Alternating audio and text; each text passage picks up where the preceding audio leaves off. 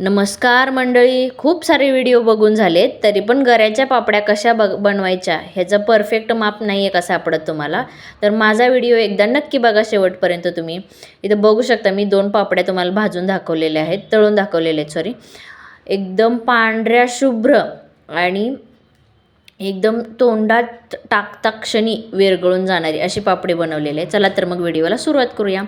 इथं मी 1 वाटी घेतलेली आहे. मी वाटीचं प्रमाण घेतलेलं आहे. तुम्ही ग्लास घेऊ शकता किंवा तुमच्याकडे छोटी मोठी वाटी असेल त्यानं त्या साईजनं घेऊ शकता. आता आम्ही हा गरा संध्याकाळी भिजत टाकलेला आहे. 1 वाटी गऱ्याला 1.5 वाटी पाणी संध्याकाळी मी वापरलेलं आहे. आता हा दुसऱ्या दिवशी माझा रात्रभर भिजवून ठेवलेला गरा आहे. बघू शकता पाणी वरती एकदम व्यवस्थित हे झालेला आहे, गरा भिजलेला आहे.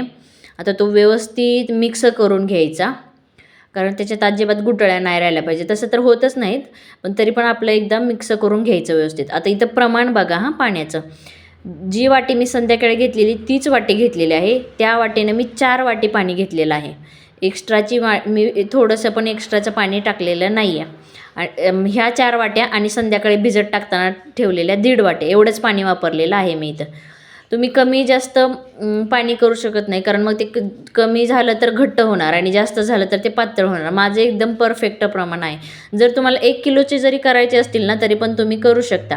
पण पाणी ग्लासनं घेतलं तर ग्लासनं 4 ग्लास पाणी टाकायचं, किंवा ह्याच्यापेक्षा मोठी वाटी असेल तर 4 वाटी पाणी टाकायचं, असं करायचं. आता इथं पाणी उकळलेलं आहे. मी त्याच्यात जिरं, तेल आणि मीठ सगळं टाकून घेतलेलं आहे. आणि नंतर तो आपण फेटून घेतलेला मी गरा ह्याच्यात टाकते पळीच्या साहाय्यानं व्यवस्थित असा. बघू शकता इथं तुम्ही व्यवस्थित हलवायचं, कंटिन्यू स्टर करत राहायचं त्याला. म्हणजे त्याच्यात एकदम जास्त जर आपल्याकडून गरा चुकून पडला तर ते एकदम जास्त गुठळ्या होत नाहीत किंवा असं एका जागेला ते बसत नाही. व्यवस्थित हलवून घ्यायचं. तर मी तर सगळं पीठ टाकून घेतलेलं आहे, सॉरी गरा टाकून घेतलेला आहे व्यवस्थित. आणि मग नंतर व्यवस्थित टाकून घेतल्यानंतर व्यवस्थित हलवून सारखं घ्यायचं. त्याच्यात गुठळ्या नाही राहिल्या पाहिजेत. ते 4 वाट्यातलं मी थोडंसं पाणी काढून ठेवलेलं होतं, ते पण पाणी मी टाकून घेतलेलं आहे इथं. तेवढं पाणी बरोबर एकदम परफेक्ट होतं त्याला. आता थोडंसं जास्त पण नाही, 3 ते 4 मिनटं त्याला एकदम स्लो फ्लेमवरती ठेवायचं. आता इथं मी बघते की शिजले का नाही ते. आता थंड पाण्यात ते टाकून घेतलं तर आता इथं बघू शकता व्यवस्थित असा गोळा झालेला आहे. पहिल्यांदा गोळा झालेला नव्हता. आता मी टेरेसवरती इथं हे घेऊन गेले, मी टेरेसवरती व्यवस्थित साडी अशी मी पसरवून ठेवलेली होती. आता इथं बघू शकता जास्त पातळ टाकायचे नाहीत, कारण नंतर काढताना ते तुटून जातात. इथं बघू शकता मी एकदम पळीच्या साहाय्यानं व्यवस्थित गोल गोल अशा पापड्या मी टाकलेल्या आहेत. थोडंसं तुम्हाला दाखवते इथं मी.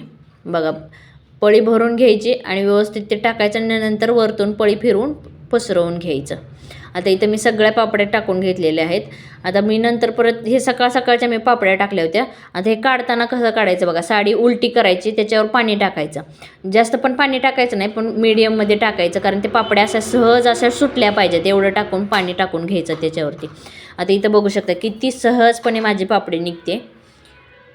बघा इथं जास्त पाणी टाकलं तर मग ते काय होणार, एकदम गिजगिज होणार, ते असं पिठासारखं होऊन जाणार. ते मग नंतर सुकणार पण नाही, ते लवकर ओलं राहणार. आता इथं मी सगळ्या पापड्या काढून घेतलेल्या आहेत.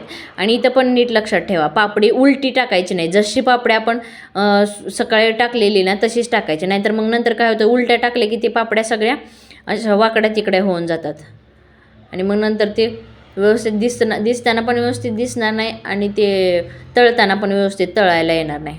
आता इथं बघू शकता मी एक करून सगळ्या पापड्या इथं टाकून घेतलेल्या आहेत.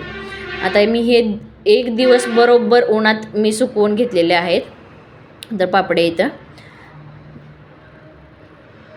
व्हिडिओ आवडल्यास व्हिडिओला लाईक करा, आपल्या चॅनलला सबस्क्राईब करा आणि पापड्या कशा वाटल्या किंवा रेसिपी कशी वाटली हे मला नक्की कमेंट करून सांगा. Thank you so much.